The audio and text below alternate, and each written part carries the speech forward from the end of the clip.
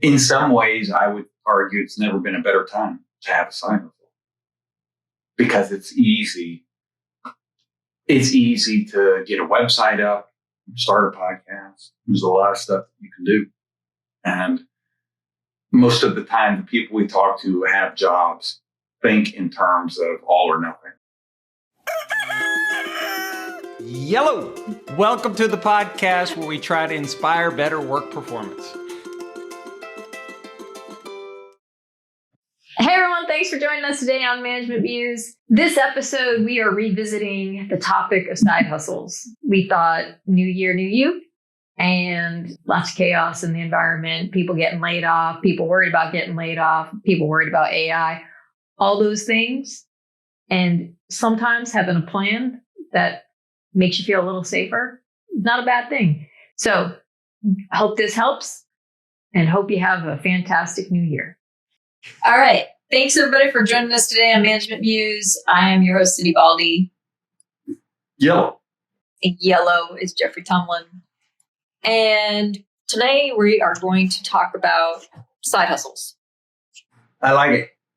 I think we should start off by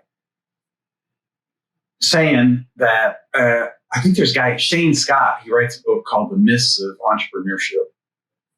We'll put a link in the show notes. And basically says people think an entrepreneur is somebody in a garage in California taking one huge gamble and winning.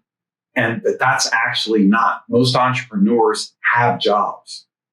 And then they have an idea and then they start testing it out little by little and it doesn't work. And then they make an adjustment. And then something kind of works. And then over time, they build something that's big enough for them to slide into. And that's our experience. That is exactly our experience. Yeah. Right. Yeah. We started consulting when we were both working in universities. And then we built up enough. And we started wrong, right? We thought it was going to be communication improvement. We thought it was going to be basically helping people make better presentations at work. Yeah, because we do communication improvement. So but we never made a dollar. We never made a dollar on the never made a dollar part of the house. Right. But people would call and they're like, well, I don't need that, but do you do conflict resolution? And because we're poor, we were like, well, yeah, we do. And then we figure out, okay, well, what would that look like? How do we do that? And then we go do that. And then we're doing conflict resolution. And then that leads to I don't know what was the next big thing. Probably negotiation at some point. We started doing that. And so on and so on. As a side note, we were trained on that. Yeah, I know. We were lucky. We sat in a great university, University of Texas for, 15 years between the two of us, something like that. If you count both of our PhDs and then you count my time at the Leadership Center and your time. Yeah. And your MBA, and your time teaching there. Probably 15 years at a great university. So yeah, we know a little bit about a lot of stuff. And so it wasn't far-fetched that we would teach a class on negotiation and conflict resolution, but that's not what the company was started on. None of that was on our website because we didn't think that's what it was going to be. And even then, once we had it going, it was only going enough for me to be doing it full time. And you had to keep a university job, keep the lights on. And it wasn't until...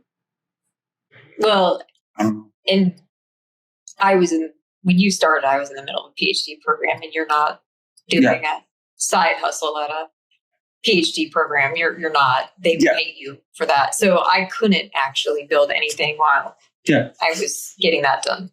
Yeah, I think, look, the point is nothing prevents you. If you're listening to this, the research suggests that most entrepreneurs actually have a full-time job. Even in the Adam Grant book, I think it was Give and Take. They talked about the glasses people, Warby Parker. It was either Give and Take or the next one. Yeah, Originals. I think it was Originals that he talked about. Yeah, but same story. Yeah, but a couple of points. So, and one of them I agree with, and one of them I don't necessarily agree with. People have to eat, and So taking out a huge loan and starting a business on something that you don't really know anybody wants to buy, probably not super smart. Like, test out, run the experiment, test it out while you're still bringing in food to feed yourself and your family, and not taking out a loan to do that, where you're actually at a loss at that point. Right. And build it up enough so that way you can eventually step out of it. The other thing that Adam Grant kind of talked about with at least his examples is like the idea that it's multiple people who are starting the business. And so it's multiple households feeding in the income into the business. Yeah. And I see the logic in that on one hand, but every partnership that we've seen, aside from marital ones, which even some of those are questionable too, every single one of those partnerships has been fraught with difficulties, and one member of the group really not taking the money, but not really doing their role.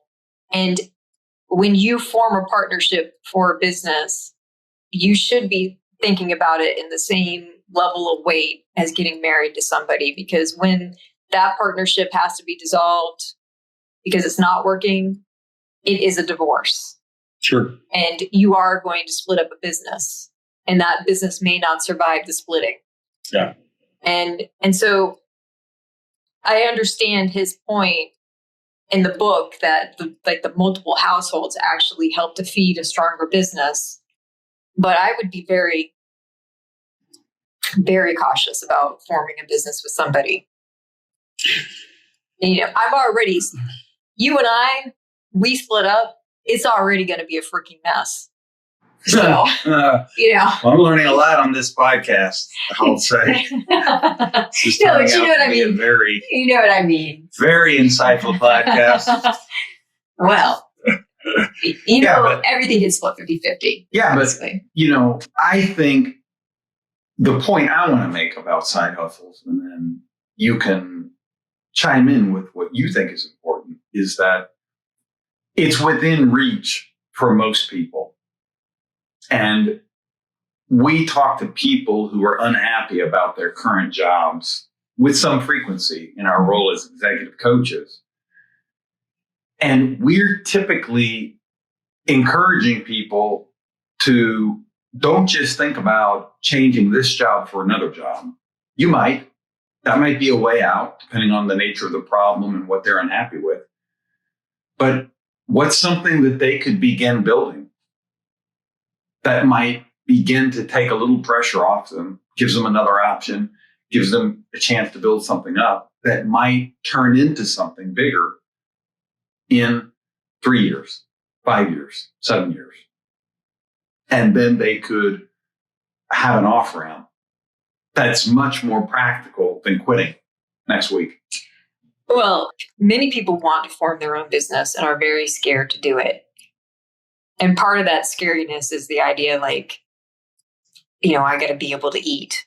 Yeah. And I got to be able to support my family. And what we're saying with the side hustle is it doesn't have to be all or nothing. You could actually do this thing gradually while knowing that you have that stability. But once you form a business, once you have multiple clients, you're actually more stable than having a job. Right. Well, in the sense of this is what I think we've talked, you and I have talked about this before. This is a point made in one of the books by Nassim Taleb that the worker with a salary thinks they're more stable than the barber. I think in Taleb's book, he uses taxi driver. That you think that you're more stable because I have a job, it's a steady paycheck, but actually you're subject to the whims of one company. Versus you're subject to the whims of one boss, really, because it's a boss that often, it could be the company. Yeah, the company could downsize, whatever, but more likely you're subject to the whims of one boss. And whether or not that boss decides that they want you on the team or not. And, having your own company, you have every single client is your boss. So you have multiple bosses, but it's not devastating. Yeah. If for whatever reason, one of them has to go away. Yeah. Yeah. So there's a sense of, it feels more secure, but it's actually less secure. And you pick up more, again, using, this is Taleb's. So I remember a lot of this from I forget which Taleb book it is. Except for I think I said it before Taleb. You think? What year do you think you said that? I've been saying that for a very So you think Taleb got that from you? No. I think you didn't hear me until you read it from Taleb. I'm learning a lot in this podcast. Might have to go back and listen to the Larry Allman Family Harmony podcast again. Yeah, so, we have a lot of people in healthcare and they don't like their jobs anymore, but they make a ton of money because they're doctors or dentists and they want to do something different out of healthcare, right? But they make, let's say, an average doctor or dentist makes $200,000. And let's just say they wanted to go be a project manager somewhere in the company, but no longer seeing patients. Mm. Well, project manager's making $90,000. You're making $200,000. And nobody we know making $200,000 wants to go back to $90,000. And so there needs to be more of a side hustle. What can you do? How could you begin to transition away from this? And I think this is the second reason for a side hustle, is that I think there are many jobs where you're getting paid nicely enough where you really can't walk away from it and replace it with something else. And for those jobs, sometimes the side hustle is that thing that you love that sort of keeps your morale up. Yeah, sure. That's a good point. And that you do it you're doing it on the side and going to continue to do it on the side. It's just like a work of love that kind of makes you feel sane. Yeah. While doing a job that you have fallen out of love with for whatever reason. Yeah. That you have to keep because like your life is structured around just, like everybody, a certain income. Yeah. And so you really have to keep that job. And the side hustle makes you better at that job because you have an outlet. You have like a safety release valve. Yeah. I think I think what we've talked about, like having a side hustle with the intent of building to eventually go out on your own, is one reason for a side hustle. I think the second reason is this safety valve that lets you do something that really gives meaning to you while having to maintain a job that you've fallen out of love with. And sometimes it can be a combination of both. I'm thinking of a few years ago, I had somebody who was a doctor and they wanted to basically experiment they wanted to not be doing so much patient care. And so they wanted to experiment in a different part of the company, basically in a data analytics role. But the data analytics team was full and they wanted, nobody wanted this person not seeing patients because of how much money she was bringing in seeing patients, right? And so she was able to work a deal where she took a slight reduction in what she was doing in patient care and then went over and spent a day and a half a week in data analytics. Mm-hmm. And she did that for maybe a year and a half. And eventually the data analytics was like, look, this has been great, but now we have enough room to, instead of having somebody for, point whatever FTE that was only a day and a half a week, now we've got the room for a full FTE. And company's not going to let us give it to you because it's going to be for, like, as we were talking about so many minutes ago, the FTE is going to be for 110,000 and you make 200 something. And they want you seeing patients. And so basically the company sent her back into full-time patient care out of analytics, and then analytics hired an FTE. And she's like, okay, all right. But she had really loved analytics, and she saw that it wasn't going to be an easy path to do that in the company. And so 3 months later, a job opens up that's basically sitting on top of a government agency, and they wanted a doctor, but they needed a doctor who understood analytics. And she got the job. And so she basically made close to her same salary, 0 patient care, and was able to move into analytics. So it was one of the best examples that I've seen of basically working an internal side hustle. And it was real life because it didn't work, right? It started and it went for, I think, about a year and a half. And then it stopped working. But she got a new win in her sales. She got everything you were talking about. Like, she fell back in love again with the company. And then when it didn't work out, she knew definitively Her time was That's right. ticking. Yeah. The company. Okay, they've got me in this niche of patient care. And that's not what I want to do anymore. Do I have enough now to be able to make a jump? And she did. And she hasn't looked back. And that's been probably 2 years ago now. And so your point is well taken, that sometimes the side hustle help keeps you sane. I think, just from a personal standpoint, like, I feel like the consulting was that in academia, because the thing with academia is, like, you have to do research and papers, and they take so long. And I think this describes many people in academia who, like, highly achievement focused, as I've outed myself before in other podcasts. Like, the length of time and the fact that you could actually have a very good paper, but it's still going to get rejected, or like, Sure. it's a 95% rejection rate At the top. at the top journals. Yeah. Like, you're most likely getting rejected, and you put all this effort into it, and it's going to take you a year to find out that you've been rejected. Like, this is a nightmare for people who need to be able to check things off their lists. Yeah. And so in that case, the side hustle with the consulting was actually a good way to get my achievement fix. Yeah, it's options, right? It's alternatives. Now, I do want to talk about when I think that side hustles are BS. All right.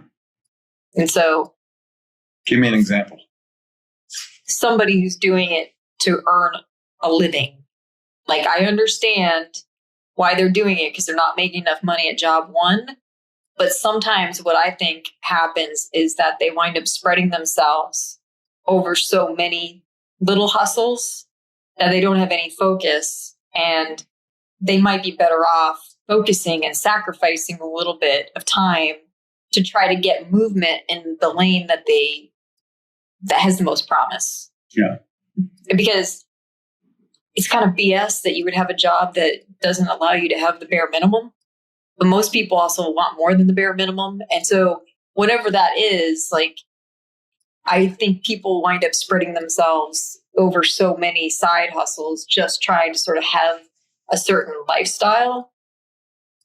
Whereas, like, if they put just the focus and the emphasis and the education and whatever else you need to do to get further down the path on the one that has the most promise and they like, Yeah. then they could actually have a lot more time to actually have a life. Yeah.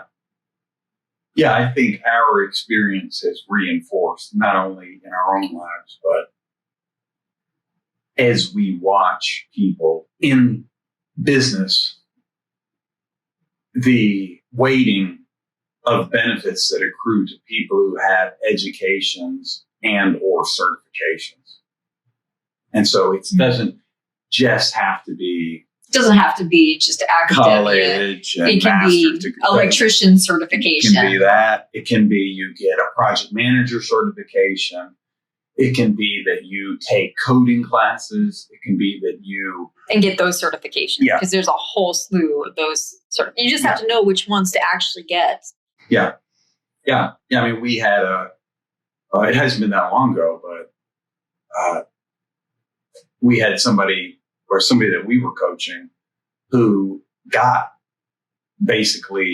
she got a statistics like certification, did it all online, took her about 6 months, and then basically went back to her job and tried to get transferred, wasn't able to transfer, and so she moved. And the new job paid her probably 25% more. I mean, that's a big jump. And I think it gets to what you're saying. Sometimes your next move shouldn't be listen to this podcast on side hustles and sign up to be an Uber driver. Because you might be better served taking the time, and a lot of these certifications aren't that expensive. Mm-hmm. No, but they're just time. Yeah. Getting a certification and then trying to make a transfer inside a company that already knows you and likes you, or looking for something else. And I think if you are in a partnership, like I think of us as having been like tag team wrestlers. The two of us. Yeah. Like there's a time where, you held the job and kept things stable.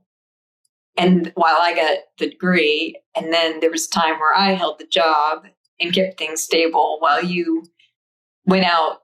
Tried to build a business. Well, you'd already started building a business, but now you were in it full time, and I was keeping the lights on and life kind of stable. And what you were bringing in was extra. Yeah. And I think it's worth, today as you're listening to this podcast, we have a consulting company. We employ, decent number of people, and we do a lot of stuff, and we're very lucky, but that's not how we started, right? We started basically, it was completely a side hustle. We picked the thing we never made money in. Yeah.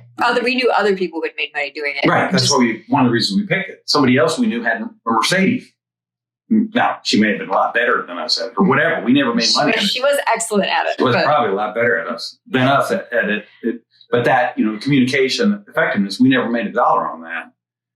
But we started trying other things that people would pay us for.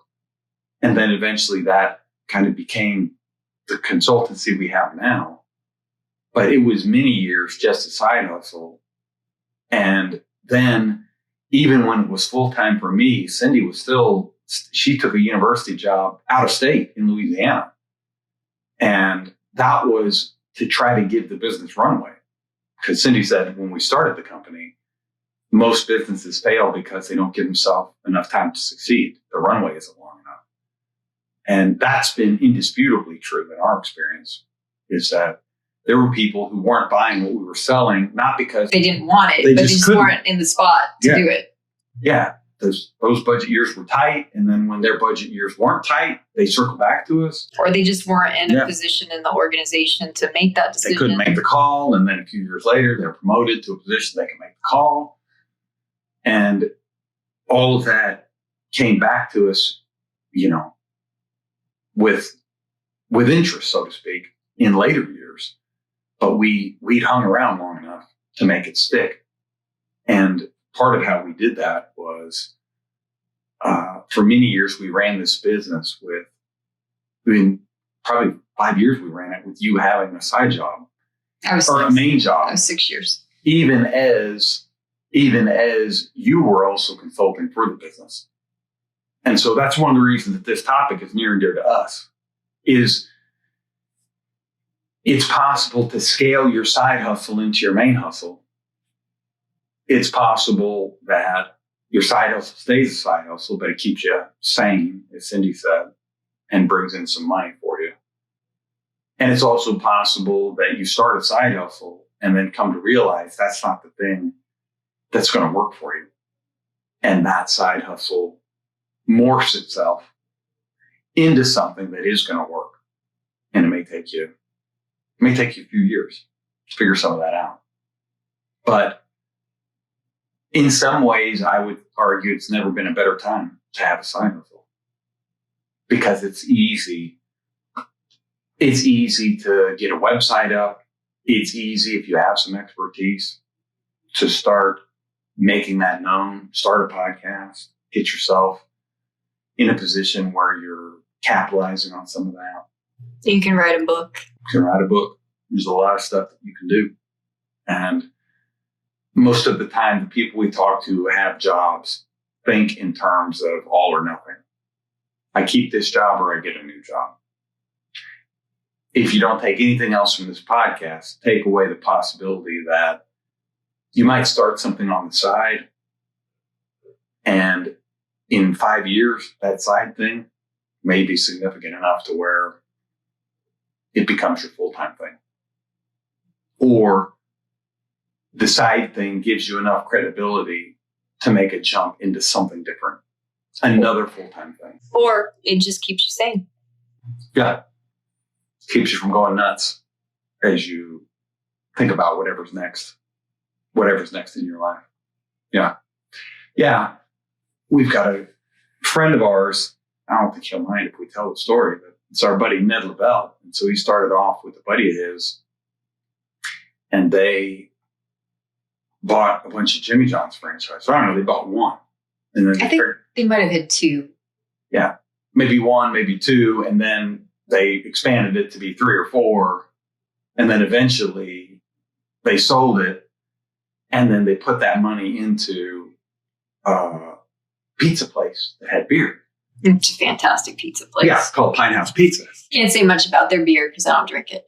Yeah, but people love it. Yeah, they win awards for it. So. Like we were talking about with these side hustles, they had a thing, right? They started off and they tried something. They tried running a restaurant. They did it with a lot of frameworks around them, franchise, right? Yeah, I think that they almost, I'm taking a leap here, but I think Ned almost did it for the education. Like, what Sure. does a franchise look like? What is that structure? Yeah. And he had the side benefit of it being a Jimmy John's, which is, I imagine, not the highest paying of jobs for, the people who are making the sandwiches. And if you can manage those people and reduce turnover from like the average for Jimmy John's, then you probably are a very good leader. There's a million of those jobs elsewhere. And so there's nothing to keep your employees there. Yeah. Yeah. Aside from a great manager. Yeah. I think it's a good point that some of what a side hustle confers is education. And you're doing something where you're going to learn, just like we learned. We can't go down this path of presentation effectiveness. We need to go more into topics that are addressing a problem that people feel is more acute, whether that's negotiation or conflict resolution or difficult conversations, as to give examples from our own time. But then, Ned had to learn, how do you do a service business? How do you keep people who are making a lot of money and have a lot of options to go elsewhere for the same? And how do you do multiple locations? Yeah. Yeah. And then all of that enabled. So people look at him now and they think, wow, this guy must be a visionary. Wow, he must have been brilliant. He must have had this great idea, and they got this great beer, and they got this great pizza, and they're doing. And it goes back to where we started this podcast. Actually, he's a guy who, for years, woke up at whatever in the morning to bake bread, to make sandwiches at lunch, Jimmy John's. And then eventually knew enough about that and was doing that well enough to where they sold all that and they took a lot of their lessons. And then they made pizza and beer. And they made it from the jump extremely well. Yeah. And there were other people besides Ned, his partner Tyler. There were a bunch of other people. I think there's brewmaster. Yeah, I think there's maybe 4 people total in that group. Yeah, a lot of people had a hand in it, but the lessons. It's like the years ago Steve Jobs doing the Stanford commencement speech, where he talks about dropping out of college because he was burning money his single mother didn't have. And so he dropped out, but he was auditing a class in calligraphy. And he never knew, like, how's this going to connect? What's the purpose of this? And then fast forward 10 years, they're making the Macintosh computer. And it's almost time to deploy the thing. And the engineers come to him and it's green. You know, the screen is green and it's got like dot matrix font. Yeah, I remember it. Yeah. I mean, I remember that on other computers. Yeah. And he says, no, we're not putting this out like this. Yeah. Like, you got a week. Like, he's like, do you know that there are 230 fonts in existence since ancient time or whatever, right? From his calligraphy class. Yeah. And he's like, you don't have to do all 260 things, but give me 30. Yeah. Give me 30 fonts and make them all beautiful and get rid of the green. And that became fonts as we know it because it connected. Yeah, it's funny because, you know, we do have our niece who is in her freshman year. Across the pond. And she was upset because she wasn't originally in the program she wanted to be in. And so she's like, am I just wasting my time here? Am I just wasting my mom's and dad's money? Which, God bless her, I love her for that. But I was like, you are talking to somebody who has only management majors for 5 degrees. Right. And I've taken a class called forestry and a class called soil and a class called plants and civilization. And I think about those classes all the time. They come up all the time. Yeah. Sure. And I'm like, nothing is a waste. Yeah. You don't know when you'll use it. Yeah, you never know. Yeah. Yeah, and so that's the kind of for the exploration and the serendipity. Is, I think, another benefit of side hustles. Yeah. So if we roll them all up, right? You've got the side hustles actually giving you an off ramp maybe one day. You've got the side hustles that give you a little breathing room. You got the side hustles that may do a mix of both, where you get a little breathing room for a while and then it leads to an off ramp, even if it's like the example we gave of the woman who did the internal job and then that didn't pan out, came back to the main job and then was able to bounce out. And then you've got the learning that it confers. And then you've got an element of serendipity. Right. My only caution in the whole conversation is don't have the side hustles to just support a lifestyle that you're going to need all those side hustles. Like, the idea of side hustle is Sure. Either you have 2 and one is like a release valve and the other one is your main living. Or you have side hustles with the idea that you're going to actually move into something that you have come to realize that. Because the thing is, you never know what anything is. You never know what a relationship is. You never know what a job is like or a career is like until you're knee deep in it. Right.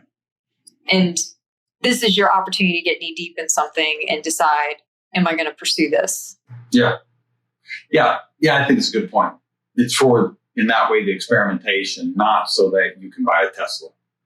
Right. Because you're running the risk of diluting your energy and your precious and your focus. Yeah. Where like you could be taking that focus and actually moving forward in a direction. Yeah. Yeah. Doing something significant that's meaningful and kind of gets you along the path. That said, nothing wrong with having a job either. Many people want the convenience of having a job because I know this episode's been a little bit rough on jobs, but I mean, there are places that are amazing places to work. Yeah. And it is easier. Like there's definitely a sacrifice to being your own boss. You were never away from the organization. The same niece asked me the other day, she's like, well, what do you two talk about? And I'm like, well, kind of talk about the business because it's essentially our baby. And that's very true. We do it. We talk about a lot of things, but business and the strategy around the business dominates. We're never not in the business. Yeah. And if you want a job where you can go home and shut off and just be a member of a family and not have to worry about taxes and payroll and all those things, then there's nothing wrong with having a job. Yeah. Yeah. Most people do. Most people do. There is great merit in alternatives. And the purpose of this episode is sometimes those alternatives come out of trying something. Do an experiment in an area where there might be some fruitful work in terms of money, interest, time, learning, whatever. Power of the side hustle. Go get you one. And on that note, we're going to wrap up. Thank you for joining us today on the Management Muse. Yep. And we appreciate all the stuff that you can do, like stars, likes, follows, All of it. shares. All of it. And we will see you next time. All right. Have a good one. Bye-bye.